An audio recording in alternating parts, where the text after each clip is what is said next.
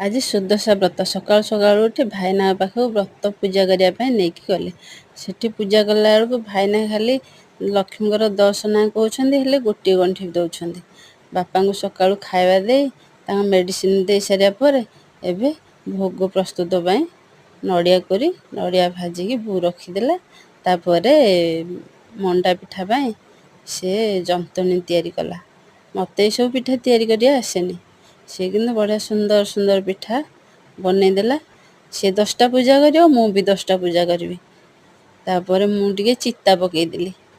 आज लक्ष्मी घर को आसबे ना चिता टी न पकईले भल लगे चिता पकई सारापर पूजा कली भाईना तो 10टा गंठी पकई नथिले मुझेनु 10टा गंठी आउ 9टा गंठी पकईली से गोटे गंठी पकई देते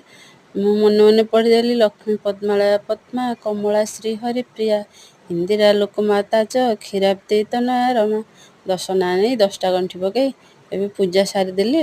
आम रूबी बसिकी लक्ष्मी पुराण पढ़ुची कुन्नी भाउज घर भर बसिकी पूजा कर सारे आसते आज आम ग्रुप ना गोटे मेसीन किनापे